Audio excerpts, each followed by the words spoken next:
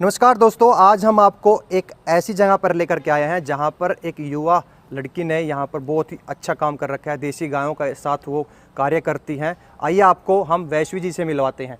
नमस्कार वैश्वी जी। नमस्कार जी। अच्छा, आप अपने बारे में बताइए और कैसे आपको गोप्रेम जगह, इसके बारे में बताइए आप।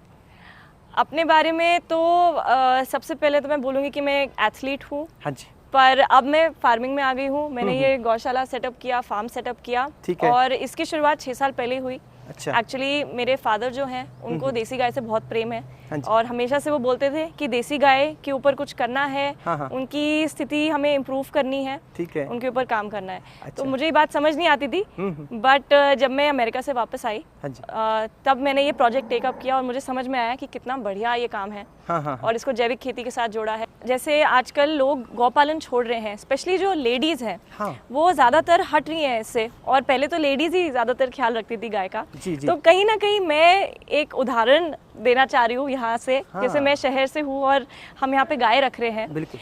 ताकि लोग वापस आए गौपालन पे। भुखमरी से उतना फर्क पड़ता है। हाँ। क्योंकि उनके घर में तो दूध और पनीर आता ही है। उनके घर में खाद प्रोड्यूस होती है। हाँ। तो उनके घर में खेती चलती रहती है।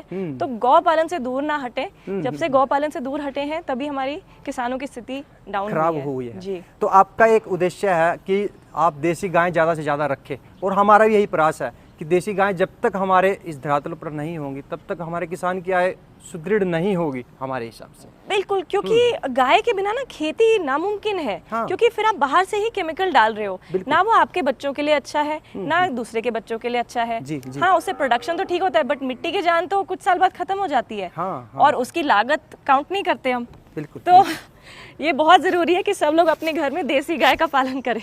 मैं बहुत खुश हूँ। मतलब जब यहाँ पे आते हैं, एक तो ना गेट से अंदर तो एक अलग ही फील आती है कि कहाँ आ गए। और मैं नहीं, क्या हमारे कोई भी विजिटर यहाँ पे आते हैं वो बोलते हैं कि आपने तो यहाँ पे स्वर्ग बसा लिया है। तो जब से हम गाय से दूर बढ़ने लगे तब से एग्रीकल्चर में और किसानों की लाइफ में बहुत ही मुश्किलें आने लगी। क्योंकि जब हर घर में गाय होती थी तो हर घर का खाना पूरा खुद प्रोड्यूस हो जाता था। मतलब गाय से जो दूध आता था, छाछ आती थी, पनीर, ये सब चीजें आती थी, और उसकी खाद खेत में जाती थी।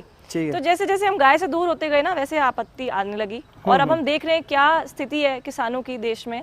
और काफी बड़ा इसका हाथ यही है कि हम गायों से दूर हो गए। कितनी गायों से आपने शुरुआत की थी?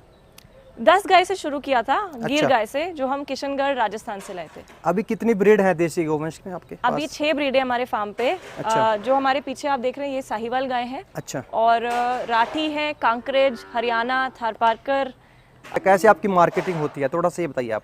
तो शुरुआत तो हमने की थी अपने ही फैमिली और फ्रेंड में, अपने ही जानने वालों में शुरुआत की थी। अच्छा। क्योंकि स्टार्टिंग में किसी को पता नहीं होता ब्रांड के बारे में। हाँ जी। और उसी से फिर जैसे जैसे लोगों को क्वालिटी समझ में आई, हाँ जी। तो वो अपने जानने वालों को बताने लगे। तो ऐसे ऐसे करके हमारा नेटवर्क बढ़ा। और दूध में क्या है कि हम, क्योंकि एक तो देसी गाय के साथ काम कर रहे हैं, ऑलरेडी दूध कम ही आता है। हाँ। प्लस हम बच्चों को पेट भर पिलाते हैं। अच्छा। तो दूध की क्वांटिटी वैसे भी कम है। तो उतना मार्केट तो हमारा बन गया। उसका कोई इशू नहीं रहा हमें। कितने रुपए सेल करते हो आप, अगर दूध की मैं बात करूँ? हमारा दूध 150 रुपए जाता है। 150 पे जाता है। एंड नोएडा में जाता है सर? नोएडा, दिल्ली, गाजियाबाद, फरीदाबाद। अच्छा। तो घी का क्या प्राइस रख रखा आपने? घी की जो शुरुआत है वो 2000 रुपए से है। और 3.5, 3200, 3400 तक है हमारा। अच्छा। क्योंकि अलग अलग घी हम बनाते हैं। एक बात मैं आपसे जानना चाहूँगा कि देसी गायों में बहुत सारी परेशानी आती हैं जब शुरू में काम करता है कोई भी गोपालक, तो आपको क्या क्या समस्याएं आई, उसके बारे में आप खुल करके बताएं आप हमारे किसान भाइयों को। देसी गाय में सबसे बड़ी समस्या तो यही है कि उनकी वो मिलती नहीं है कहीं पे भी। मतलब अगर आप देसी गाय लाना चाहो, हाँ जी, हाँ जी। तो अच्छी देसी गाय आप कोई रखता ही नहीं है, सब लोग क्रॉस रखते हैं। हाँ। तो पहली बात तो ये कि मिलती नहीं है देसी गाय। बिल्कुल। मिलती भी है तो क्रॉस में मिलती है। तो और अच्छी गाय लेने जाओ, अब इतना ज्यादा इसकी मार्केटिंग हो चुकी है। हाँ जी। स्पेशली गवर्नमेंट भी देसी गाय को इतना पुश कर रही है। हाँ। तो आप जहाँ पे भी जाओ, लोग लाख से नीचे तो आते ही नहीं है। तो पहली बात तो ये है कि आप देसी गाय लाओगे कहाँ से? एक बार देसी गाय आपके यहाँ आ गई तो देसी गाय तो बहुत ही आराम से, मतलब इस क्या बोलते हैं, वातावरण में रहती है, एनवायरनमेंट में ऐसा कुछ इशू नहीं आता जितना फॉरेन गाय या क्रॉसब्रेड गाय में आता है। तो आपने जैसे देसी गाय लाए तो आपको चारे की कैसे आप एडजस्टमेंट करते हो, हरा चारा कैसे उपलब्ध कराते हो, क्या कुछ इनको खाने में खिलाते हो, वो बताइए आप। खाने में तो जो सभी खिलाते हैं इसका कोई मतलब वो नहीं है, रॉकेट साइंस या कुछ नहीं है। अच्छा। आपको 3 तरह का खिलाना है, एक आपका हरा चारा हो गया, एक भूसा हो गया और एक आपका दाना। ठीक है। तो जो इस बार हमें कठिनाई आई थी वो आई थी भूसे में, क्योंकि रेट इतने बढ़ गए, 4 गुना रेट हो गए। अच्छा। तो अब कहाँ से खिलाएंगे? और मैं तो इतने लोगों को जानती हूँ जिन्होंने अपना फार्म भी बंद कर दिया क्योंकि इतनी महंगाई आ गई। बिल्कुल। तो हम ये मंगाते हैं अपना झांसी बुंदेलखंड एरिया से, चने का भूसा, मूंगफली का भूसा, अच्छा। मटर का भूसा। तो ये अपनी गाय को खिलाते हैं। हरा चारा तो जो सीजनल अवेलेबिलिटी है उसके हिसाब से, सर्दी में जई बरसीम।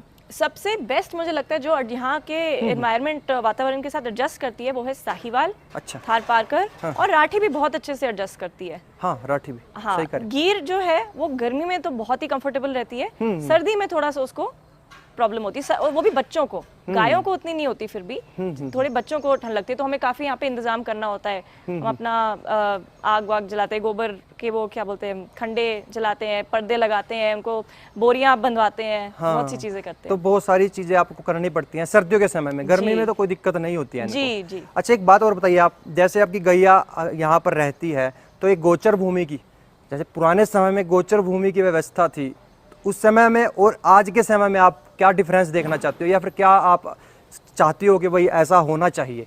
आपने बिल्कुल सही चीज बोल दी। अगर गोचर भूमि जगह जगह हो, हाँ, तो एक तो महंगाई से उतना प्रॉब्लम नहीं होगी। बिल्कुल सही। जैसे फीड ना मिले ना, तो एटलीस्ट इतने सारे जो डेयरी फार्म या फिर ब्रीडिंग फार्म बंद हुए हैं वो नहीं होता अगर गोचर भूमि की आपको वो होती अवेलेबिलिटी।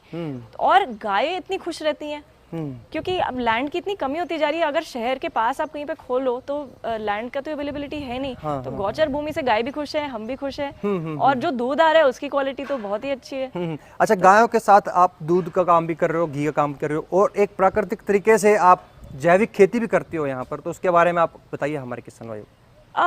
इसके बारे में आई एम श्योर किसान भाइयों को ऑलरेडी पता होगा, क्योंकि जो लोग गाय रखते हैं तो उसकी खाद वो खेत में ही डाल के उसका फिर उत्पादन लेते हैं। और ये भी हमने इसलिए किया है क्योंकि जब गाय की इतनी बढ़िया खाद आ रही है तो उसको क्यों ना हम अपने सब्जियों में, अपने फल के जो पेड़ हैं उसमें डालें और उसका प्रोडक्शन और बेटर करें। तो ये एक लॉजिकल चीज थी कि नेचुरल फार्मिंग और गौ पालन ये तो हाथ मतलब बिल्कुल हैंड इन हैंड चलता है। आप कितना खुश हो देसी गाय को रख करके, तो थोड़ा सा ये बता दीजिए बस आप। मैं बहुत खुश हूँ। मतलब जब यहाँ पे आते हैं, एक तो ना गेट से अंदर तो एक अलग ही फील आती है कि कहाँ आ गए। और मैं नहीं, क्या हमारे कोई भी विजिटर यहाँ पे आते हैं वो बोलते हैं कि आपने तो यहाँ पे स्वर्ग बसा लिया है। तो मतलब इसको आप क्या पैसे में नहीं तोल सकते, या इसको आप शब्द में भी नहीं बता सकते कि कितना अच्छा लगता है। ठीक है, ठीक है, ठीक है। वैष्णु जी, लास्ट में बस आप हमारे किसान भाइयों को क्या संदेश देना चाहती हैं, आप दे सकते हैं अपनी इच्छा से। मैं बोलूंगी कि सब कोई एक देसी गाय जरूर रखें अपने घर में। जी जी। अगर कमर्शियली नहीं, अगर उनको कमर्शियली समझ में नहीं आ रहा, एटलीस्ट अपने घर के लिए, अपने बच्चों के लिए, जी जी, अपने खेती के लिए रखें। हाँ, ठीक है, ठीक है, तभी देसी गायें बच सकती हैं। बिल्कुल, ठीक है, ठीक है। वैष्णु जी, बहुत बहुत धन्यवाद आपका, आपने अपना कीमती समय दिया। नमस्कार मैम। Thank you.